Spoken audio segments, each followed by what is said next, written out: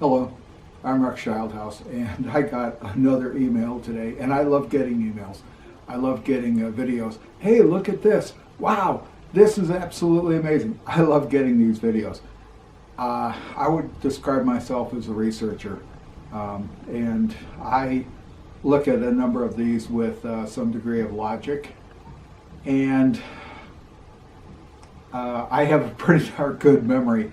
I love movies with really good computer-generated graphics, computerized special effects, man-made special effects, whatever. If somebody's doing something amazing in the movies on a television show, I really like it. But when they do illogical things, I giggle and laugh.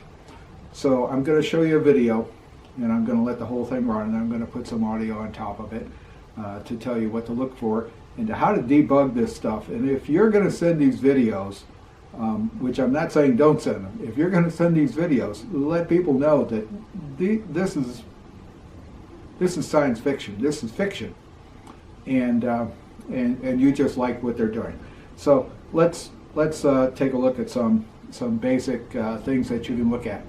And I love this. You see winter movies, and I love winter movies. I wish I had 4 seasons a year. Southern California, we have 2. Fire season, getting ready for fire season. And fire season is pretty much 364 days a year. We're in getting ready for fire season now, 1 day a year, and we're about to lose that. When it's a winter scene, is there actually steamy breath? Is there water in the tire tracks on the road? And you've seen this in heavily traveled roads.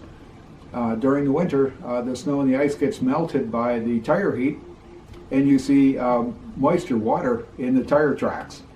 So take a look for that. Look at the areas around the sidewalks where they've been shoveled. Do they actually have shovel marks, or are they these beautiful cultured edges? I'll bet you they're beautifully cultured edges because they were put there with a blower type system. Kind of interesting. I love NCIS. I love NCIS. We watch every episode. I even help them with their lines. We've watched them so many times. And early in the each show, literally, I start, hey, shoot that guy. He's the bad guy. Shoot him now. Get this over with. Get on to a new one. When I'm absolutely amazed. They pick up their cell phones. They're inside a ship, and they pick up their cell phones, and their cell phones work. No, that doesn't work this way. We live in Southern California. We have stucco houses. Our stucco houses use chicken wire to hold the stucco up on the side of the house. You can't walk through this house and maintain good cell phone contact, and I can look out the window. No. We have the USS Midway Museum here. I was on the Midway for 5.5 years. You walk onto the hangar deck where you can see the skyline and the shoreline outside of the hangar deck through the hangar doors. Try to use your cell phone. You'll find out you probably can't do it. I love the impossible. How they get cell phone service there, I don't know. There's a way to get handy-talkie service throughout the ship, but that's actually using the ship's hull as a antenna. You take a wire, you clip it to something steel, you get good electrical contact. You're actually using the ship's steel as your antenna, and then somebody else who's clipped to it can get it too. Works really well. So that's kind of fun. Brake failures in cars. Hallmark is good for this. A number of other television shows are good for this. The person gets in the car, starts it up, and it's a new car, starts it up, starts driving down the road, and then has brake failure. Well, it's probably been 1975, I'm guessing, that by federal law, we had to have 2 independent brake systems in the car.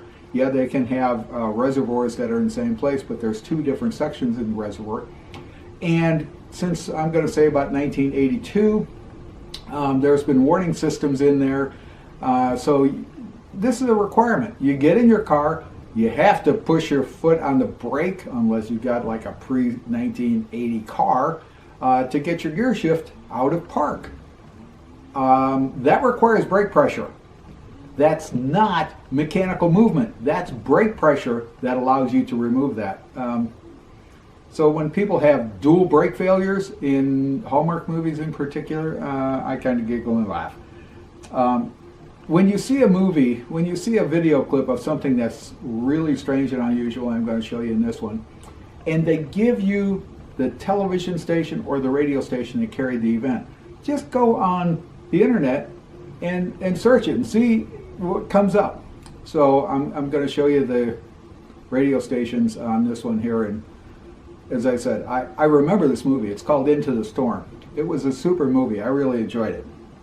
So kind of fun. Watch for illogical patterns in nature when you're watching a movie, and I love it.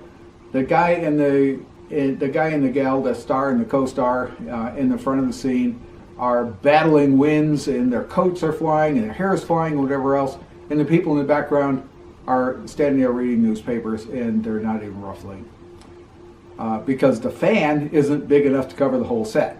The fan's only big enough to cover the star and the co-star. So when you're looking at videos that are sent to you, when you're looking at pictures that are sent to you, there's a way to take the picture and go into Google and see if it's actually a spoof picture or not. The other thing is, when somebody comes up and says, oh, National Geographic paid $1 million for this, or some newspaper paid $1 million for this, whatever, usually they don't pay that much for photos. So, kind of some clues. It's kind of fun. I really liked this video. I thought the movie was great. You now have me searching for the movie on demand to see if I can watch it again. And one of the things that's going to show up in the movie is a really unique video from the interior of a car, a motor vehicle. It's not a car, it's a specially built truck for these tornado hunters. And when you look at how this window is set up, you realize this is not your normal car. This is akin to the Pope Mobile. Anyways, take a look at this video. Debunk the videos when you're sent them. If you're going to forward them, I like seeing them, and they're spoofs. Put in the email they're spoofs. Thanks. Let's move on.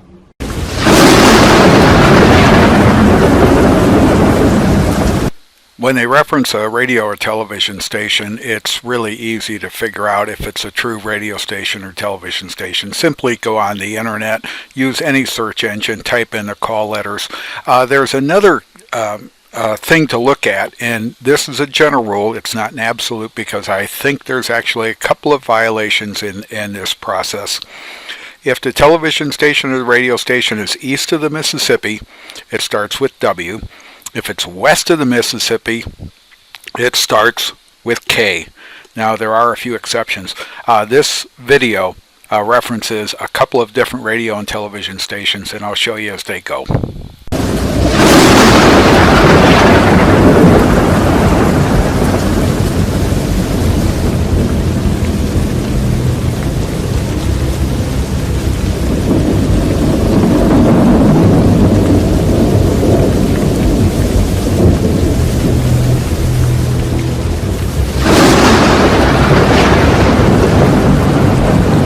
Tornadoes are tightly wrapped high winds, but this is an incredibly stable drone video for being so close to a tornado. Look at all the debris flying around. In this video, or in this section of the video, the cameraman is more intent on photographing the cameraman in front of him than the scene that's actually happening. Question.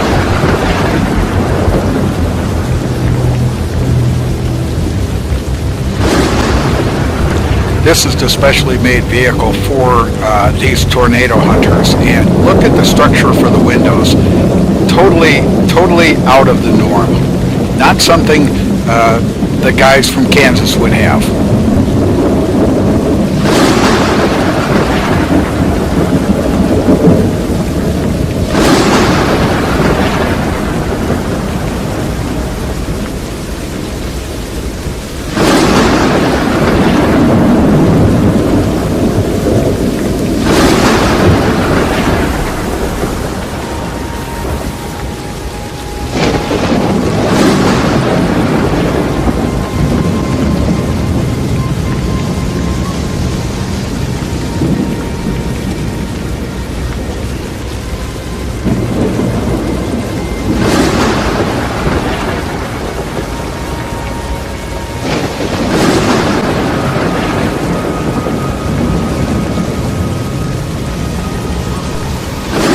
trees in the background. They're hardly moving.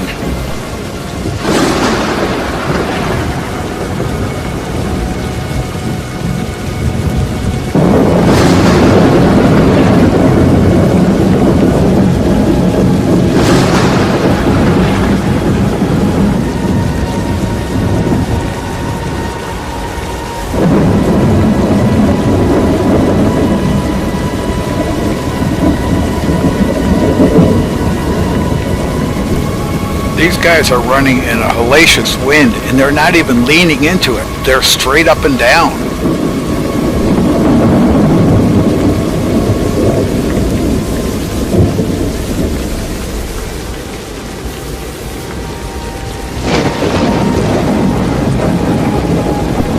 The results of an internet search for KFZA.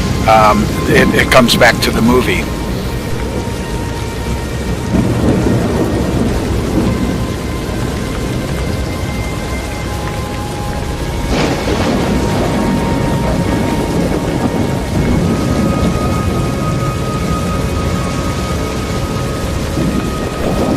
The winds are high enough to lift 747s off the ground, but not powerful enough to knock the control tower over. Here's several websites that can be checked, and I highly recommend you check more than one. Google, just type it in, type whatever you're chasing. Snoops is a pretty good source. They're updated, but they, like all of the rest, they can be wrong, or they can be delayed. Then the University one, Fact Checker, Political Fact, they're all really good. Associated with this, and this one was on the news the other day, a woman got a telephone call from her mother, and when she answered the phone, it was a guy who demanded a ransom and said, you know, and there was a woman in the background screaming and crying and whatever else, and he wanted money. And she transferred the money to him, and then she got another call from him, and he demanded more money, and he told her in both phone calls, you call the police, I'm going to kill your mother. Now, it turns out that it was a spoof call, but the caller ID said it was from her mother. Well, she's gullible, and now she's wondering why the bank won't give her back her money, because after all, the bank let her do it. When you get a call like that, the answer is hang up, call the police.